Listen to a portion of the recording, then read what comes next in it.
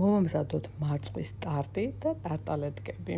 დაგვჭირდება 250 გრამი მარგარინი ან კარაქი, 150 გრამი შაქრის პუდრი, 1 კვერცხი, ნახევარ ჩაის კოვზი, სოდა, ლიმონის წვენი, ლიმონის ცედრა შაქარში გააქტიურებული და კარგად ავზილოთ, დავაცრათ 350 გრამი ფქვილი და მოვზილოთ ჩვილი ცომი.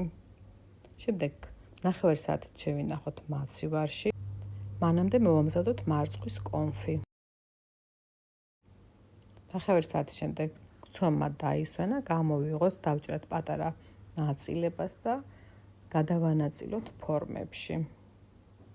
როგორც ტარტის ფორმაში, ისევე ტარტალეტკის ფორმებში. მოვამზადეთ ნებისმიერი თქვენთვის საყვარელი კრემი, მე ნაღების კრემი მოვამზადე. გამოცხობას დაჭირდება მაღლა დაბლაწვით 180 გრადუსზე დაახლოებით 15-20 წუთი. პირველ რიგში მოვათავსოთ მარწყვის კონფი, მოვთათ კრემით და ზემოდან შემოვაწყოთ მარწყვი, მოცვი და აუცილებლად პიტნით, რადგან მარწყვს და კრემს ძალიან უხდება პიტნა. მაშინ ასე მოვამზადეთ და თუ მოგეწონათ ვიდეო რეცეპტი, აუცილებლად გამოიწერეთ ჩემი პური სამზარეულო, რითაც ძალიან დამეხმარებით.